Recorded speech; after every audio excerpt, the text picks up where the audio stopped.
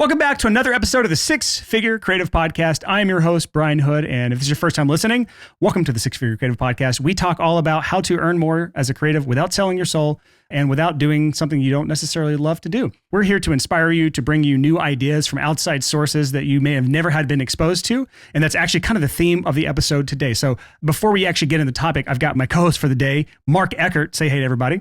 What's up, everybody? How's it going? Glad to have you back here, my dude. I'm always thankful when you show up here today. And I wanted to ask you something before we even get into the episode. You recently had a kerfuffle. That's a good word. Oh yeah, I called you up crying, basically. You literally called me up, not crying, but you were like, let me just back up really quick. Mark has multiple businesses. We'll probably talk about some of those today because they're relevant to what we're going to talk about today as creatives and inspiring you to grow a bigger, better business. We had at least one shortcoming with that, and that is your major source of client acquisition or customer acquisition was tied to a single source. You had a single point of failure, and that single point of failure failed on you. Talk about what it was that happened when you called me that I had to talk you off the ledge. Just briefly go over that because this is relevant to people that are doing what you're trying to do. Yeah, so I'm a producer. Music producer. Yep, music producer. I have a bunch of businesses that help producers and artists and music licensing companies and all that stuff. So I have a Facebook ads account where we run all of our Instagram ads. And I ran an ad for one of my businesses, thatpitch.com. I ran it to our customers and it was for a referral system. And it just said, hey, you can sign up for this. If you do this, I'll pay you $30. But I worded it as get paid $30, just hook up your friends. And Facebook, I literally pressed publish and my face was paused. Whole thing refreshed. I was blocked out. Facebook thought I was soliciting sex because I said, get paid and hook up friends. So I thought I was paying people to hook up. And yeah, I got completely kicked off overnight. I lost probably about 80% of our daily traffic. It wasn't a complete single point of failure, but it was like a three-legged stool and one leg just got knocked out from it. No, I'd say 1.5 legs. So I was kind of just diagonal. It wasn't great, man. It was a mess. So yeah, I called you up. That was like a month or more ago. And just fast forwarding through it, you just got your account back this week. Yeah, literally a couple days ago. And I'm on cloud 9, baby. Yeah. But in the meantime, this was the advice I gave you, which is good for listeners to hear just in the future as our audience grows, becomes more successful, expands what they're doing with their businesses and starts digging into paid advertising.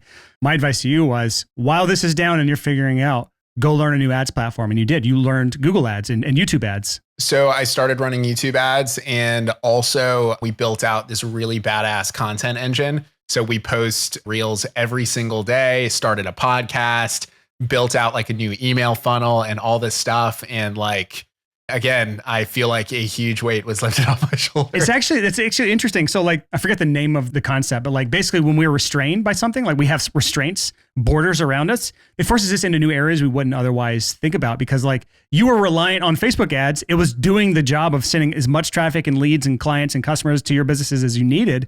And once that was removed from you, you actually built a better, healthier business. So it was that dependency removed, you have a better business now. Yeah, creativity spawns from constraints, always. For my career, all innovation was from a problem. If you look the history of the world, all of the huge innovations that happened were during war. Big things happen when you're under a lot of stress and have to figure stuff out. If you are backed into a corner, you figure it out. You'd be surprised what you're made of. Let's jump forward into the topic for today's discussion because when we were outlining this, we talked for way too long. We started talking an hour and a half ago. We were just talking about so much stuff and outlining this episode took forever because we just kept going off on tangents about things we're excited about or talking about or wondering about or whatever. So I'm excited for this episode today. This episode kind of spurred while I was going through some comment threads about things and just seeing people's reactions to something that doesn't seem relevant to them. So I'm hoping I was smart enough to write a good enough hook for this episode and title for this episode and description for this episode where you thought it was relevant enough for you and you didn't have the response, oh, this isn't relevant to me. This isn't going to help my business. I'm too much of a snowflake for this to apply to me. I'm hoping that wasn't the response. And if you are listening, in fact, you aren't that person. So that's great, which sucks because I think the person who most needs this episode is the person who would never listen to this episode because there's nothing I can do to hook that person in. So maybe I'll just say, listen to this episode and I'll give you $1 million in cash, guaranteed. I won't. It's a lie, but I'm just saying maybe I have to say that. Anyways, this podcast was rebranded from something called the Six Figure Home Studio Podcast, which was all a podcast about recording studios and home recording studios and music production, to the Six Figure Creative, probably like 70 episodes ago. And a huge chunk of people stayed on from that audience and continue to listen week to week, which I love you if you were that person, and continue to be inspired by all these amazing guests that we have come on the show. And the entire thought process behind that rebrand was, I get so much inspiration from other people on the outside of the music industry that I need to talk to those people more. And so we rebranded. We've got to talk to so many amazing guests already. And this is just the beginning of the Six Figure Creative Podcast. We've only had 60, 70 episodes of this podcast since we rebranded. But I saw some conversations happening in a thread where people were saying, oh, I just haven't really listened since the rebrand. It's not relevant to me anymore. And I hate to see that. And I know that person's not listening, or those people are not listening to this episode right now. But I just want to say, for anyone that's new, that's giving this episode a chance, or may not really have any understanding that like you can learn from people outside of the industry, but this gut response that I'm a special snowflake and that this episode or this topic is not relevant for me because they're in a completely different industry is the antithesis of why this podcast exists. This podcast exists to bring together all these amazing outside ideas from creatives and not creatives to help you in your creative business. When we were outlining this episode, you said a quote that I freaking love, dude. And I'm just going to say it here. This is a quote by Mark Eckert, my wonderful co-host for the day. He says, if you're studying anything that's already been done, you're already late. We're all like copying something somewhere. Like in both of our businesses, Mark, we've kind of like taken inspiration from all these different areas, but almost none of that inspiration is from businesses in our industry. Like, would you ever study what your competitor down the road is doing as making a decision? I look at my entire life as I don't have a competitor at all, actually. My competition is my prospect not doing anything. That's my biggest competitor. Yeah. When you're first coming up as a creative, you mostly learn some sort of creative skill. You got a camera and you're like, I love photography. Or you got an interface in a DAW, a DAW, and you said, I want to learn music production. Or you got a video camera and you're like, I want to be a filmmaker or something. Like you had that inspiration when you came in. And so you start to look to how to master that craft. And so you're surrounded by people who are amazing at that craft. But there comes a time when you set in your head, I want to make this a business. You either set it automatically, like you knew this ahead of time, or it just happened to you. Somebody asked you for money to do the thing that you're offering. What happens though, is you stay in that mindset of, I'm going to learn from all the other people in this creative field, all the other videographers in my area. I'm going to look at their pricing, their website, how they do their things. This is something that I'm going to call an inbred business. This is where the genetic pool is not diverse enough to have a healthy, happy business. And I'm sorry for, I'm from Alabama. I can talk about this, right? Like, I can say this. This is where it's like the genetic pool of like your outside influences just aren't healthy. Like you have an inbred business if all you're looking to is other people in your exact industry to mimic things after. And I see this so much in my background, which is music production in the audio world. Audio people are the worst at this. I'm sorry if I'm throwing so many people listening to this under the bus. You look to your competitor down the street and you launch a website just like them. I'm going to put my gear list on my website as if my clients give a shit about that. I'm going to put photos of me next to my gear and my whole rack of gear. I'm going to put all my rates on my website because everyone else does. And then I'm going to charge the same $200 a song or $80 a song or whatever as everyone else. And then I'm going to wonder why no one's coming to me because you're a commodity. You're an inbred business and no one wants that. So this episode is kind of like just one of those reminders. And we've got a lot more content than just like us shaking our finger at you today. But like we've got some stuff we want to talk about, a case study, an example of someone bringing in $1 million a year because they took outside inspiration. Like maybe I should have led with that. Maybe that's a better hook than whatever I used at the beginning of this. Just note, like the healthiest businesses I've ever seen have a vast DNA pool. They are the beautiful non-inbred businesses out there. And I want to talk about one today. But I've been talking about so much. Do you have anything to add to what I've said so far, Mark? Yeah, I mean, if you look at like the most badass businesses in the world that always stand the test of time, they're the best at taking inspiration from everybody that's not in their business. This could be creative. I mean, it could even be in like real estate or like anything. I mean, there's countless stories. But yeah, you need to be studying everybody else because nobody around you is actually creative. You're just going to be copying them. Yeah. Which is funny because like as creatives, we should be the ones to look for outside sources of inspiration. Like, can you imagine the painter who only has been inside of a black box his entire life? What are his paintings going to look like? He has no outside inspiration. Like, so as creatives, like we crave that outside inspiration when we're creating art, right? We listen to other genres of music if we're a producer. We look at films and we look at commercials and we look at things if we're doing video. Like we get all this outside inspiration for our art But when it comes to businesses, we are the most creatively stagnant, inbred people there are. And it just goes against everything that I believe is creative. So you said another quote I'll attribute to you, Mark. If you are an inbred business, the best you can ever hope to be is number 2. Like that's the best you can be because you're just copying number 1 and everything number 1 does. So the best you will be is a watered down copy of that. And you can maybe be a worse version, number 2. Like I don't want to be that. I want to be the best at what I do. And it takes outside inspiration to do that. So I want to move into, you can call this a case study, a really good example of somebody who's looked to outside inspiration and created a wildly successful 7-figure business as a single person. It's a freelancer called Design Joy. So if you're watching on YouTube right now, I've actually pulled up their website. I'm going to kind of go along with this. But if you look at Design Joy's website, he has taken a ton of inspiration from the startup community, specifically like the SaaS community, software as a service. And he's turned his entire business model on its head because the way he does things, I'm just kind of scrolling around, is this looks like a software company. If you're looking at the screen share right now, he has literally pricing plans where he has monthly payment, quarterly payment, yearly payment. He has 3 different plans to choose from, and it's in a recurring service. And he charges really high rates. If you're looking on YouTube right now or watching the video of this, it's very high rates, like higher than most designers, but it's a flat monthly fee for unlimited design.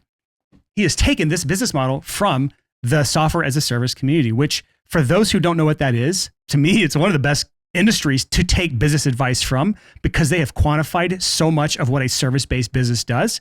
And then they are obviously replicating it with software. So like the business model is actually nearly the same if you can make it work as someone like the Freelancer, but they have just turned us on its head. And that's how you've built these billion-dollar unicorns because they've got such great business models. So I know you, Mark, you kind of did the same thing. Whenever you were in full-time music production, you looked to the outside sources of this, like these companies doing recurring revenue, and you did the same thing in music. And you actually, the first time you were on the show, back on episode 68, which was in 2019, like beginning of 2019, you were on the show because you had built a recurring revenue business as a music producer, which is way outside the norm. So talk about that transition and where you got inspiration for that. Yeah. So just like most freelancers, you get a client and they pay you a flat rate, then you do that work. And then you might hear from them like a year or 2 later. When I was just producing full-time independent artists, that's kind of what they're used to. In fact, a lot of times they're used to paying half up front and then the work gets done. And then the producer says, hey, when you pay me, you can have the finished everything, everything's going to be done for you. And I was like, I just want consistent revenue. I just want to make sure my rent's cool. Every freelancer knows the feast or famine cycle that most freelancers go through at least once in their life. I remember like one month I made 20 grand in January, and then February I made $1,200. Yeah, that's like really common. So I decided like, okay, how much do I charge for a song? At the time I charged, I think it was $1,200 a song. And it took me, I think on average about 5 days to complete it with revisions and everything. So what I did is I divided that by 5, 1,200 divided by 5. What is that? Like $200 something or whatever. And I just made it a point where I'm going to give them 6 days. It's going to be better. And I'm just going to charge a monthly rate over 3 months.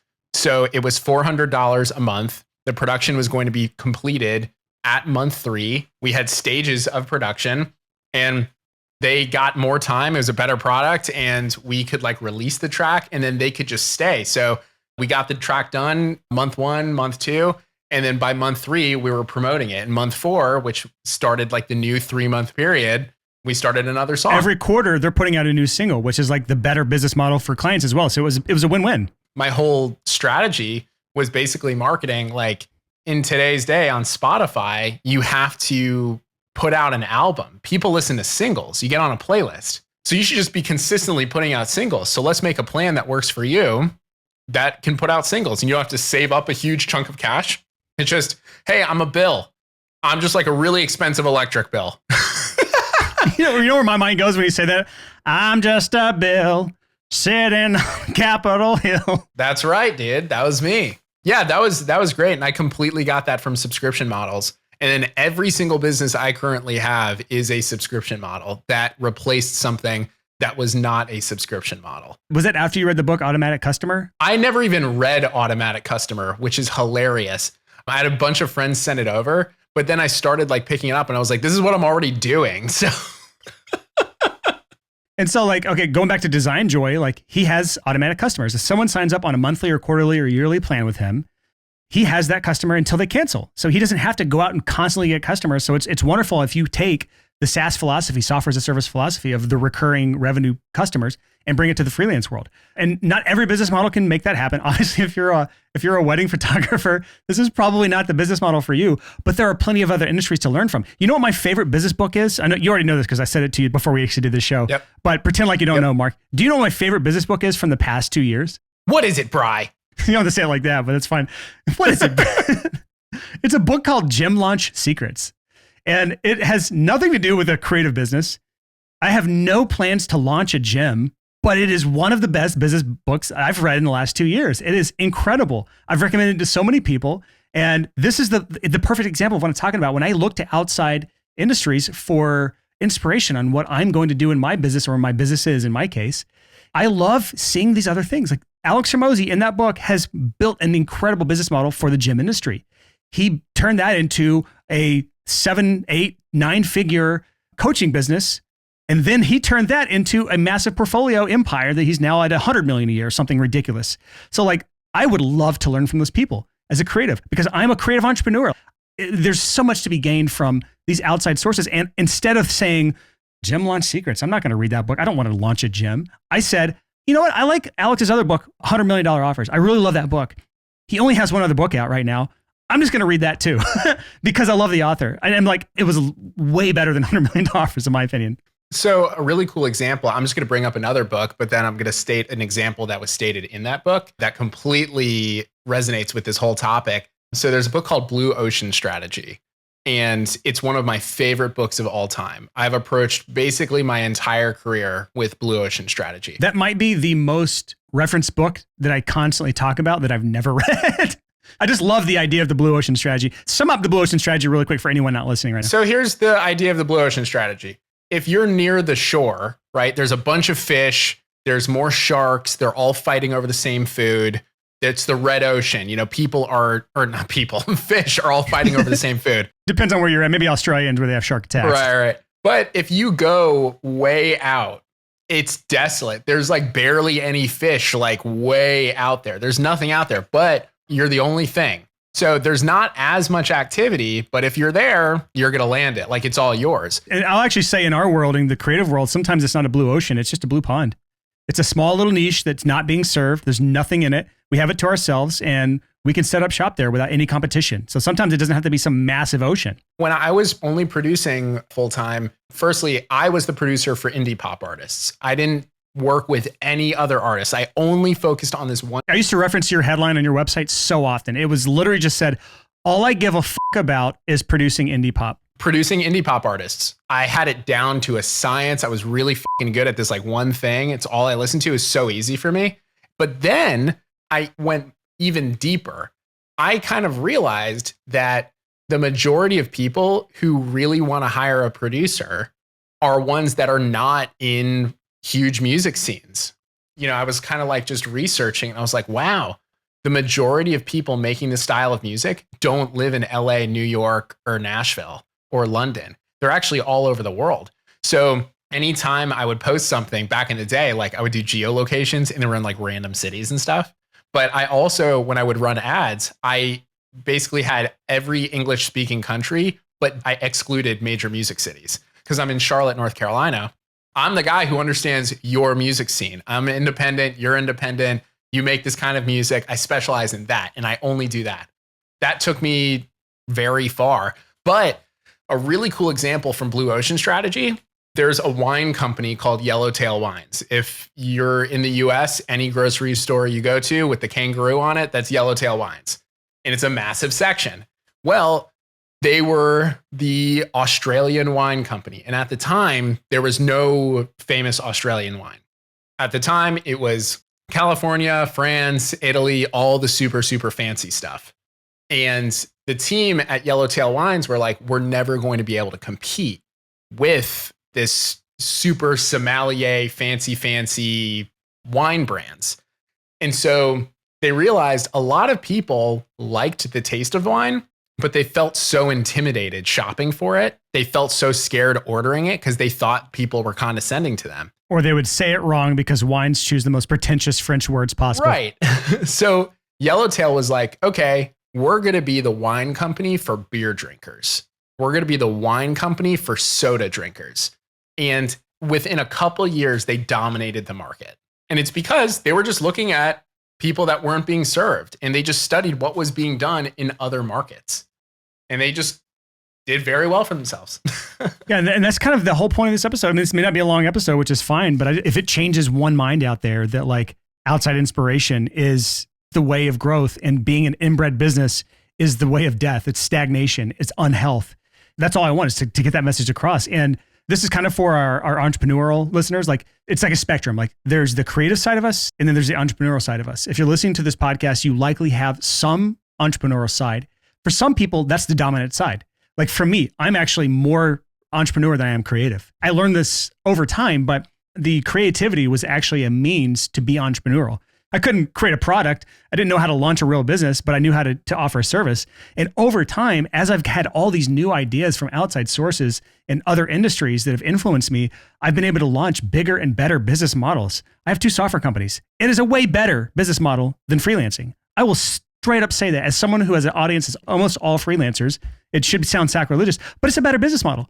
The only way you're ever going to get to that point, if you want to graduate from freelance, as I call it, and build some bigger, better business model, especially one that allows you to travel to Bali on a one-way ticket in a couple weeks, where I have no return date planned. I'm just going to be gone for the fall. You can't do that if you're an inbred business. I just love it. That's the term we've landed on. Brian, I'm also like not kissing ass here, but I want to push back on you saying that you're more like business than creative. At this point in my life, I actually don't even think it's a spectrum. I think it's all the same thing. I think people just have the wrong idea of business versus creativity. Andy Warhol, forget everybody listening to this podcast. Andy Warhol is more important than all of us in the art world. Okay. So if you can't get behind what Andy said, then you're a poser. He said, being good in business is the most fascinating kind of art. And he also said, I sent this quote to my buddy earlier today because he was dealing with the same exact thing. Making money is art and working is art and good business is the best art.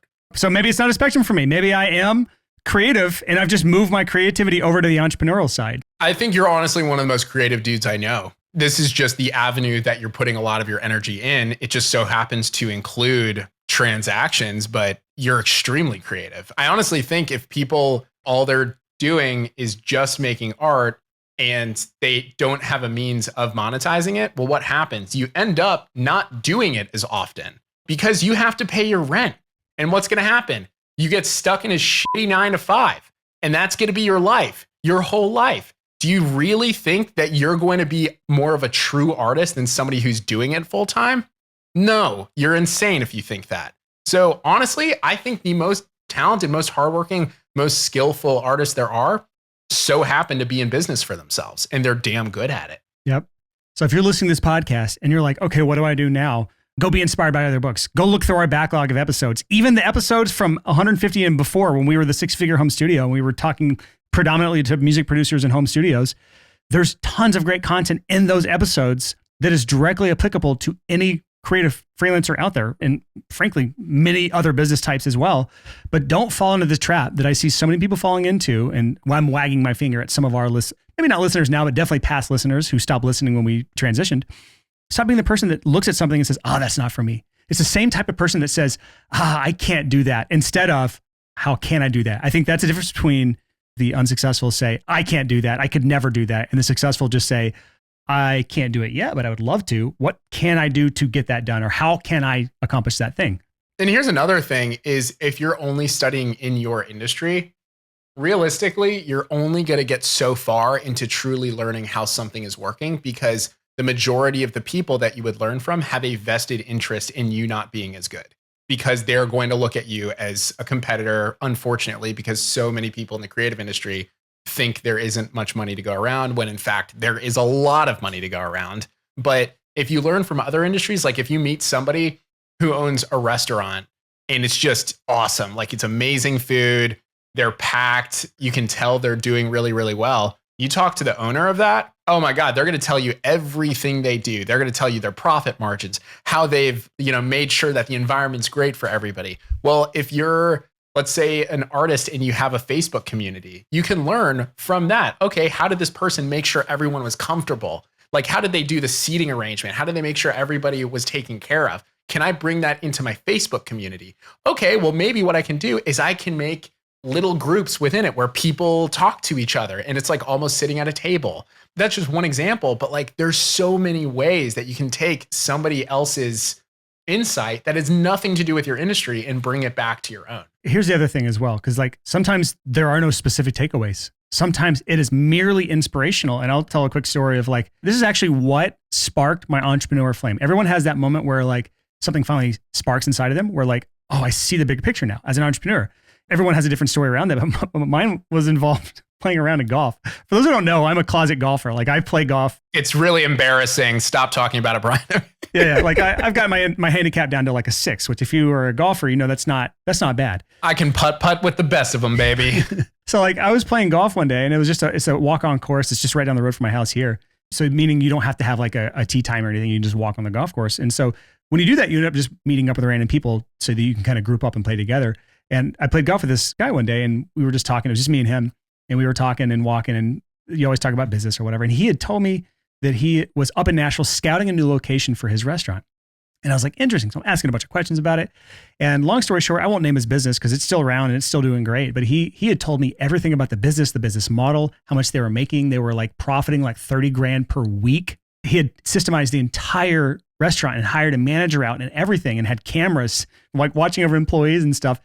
And he was able to do this without working at all. He had completely systemized the process where he was simply the business owner. And that was the first time I'd ever heard of anyone doing that or met somebody who had really done that. I'd heard of it before, but never met someone doing it. And there wasn't anything as a music producer, there was nothing that I could really directly take away from that and say, I'm going to apply that in my business. I did systemize some things, so there maybe was a little bit there. More than anything else, it was inspiration from that story of this guy up in Nashville just playing golf. We ended up playing 18 holes together. So it took like 4 hours. We were just walking and talking. It changed my trajectory because that was like 2014. That was the first 6-figure year I had. That was the first year I really started taking my business seriously. That was the first year I started listening to podcasts. I started binging podcasts. I just typed in business podcasts into all the podcast feeds. That was the start of my entrepreneur journey. And so like anyone listening right now, maybe this is your start of your entrepreneur journey where you're realizing that there is creativity in being a business owner. There is creativity in entrepreneurism, but it takes the outside perspective from all the successful other industries brought back into your industry so that you're not an inbred business owner, which sounds harsh if you haven't listened to the rest of this episode. But again, we need that diversity in our DNA of our business in order to make this work.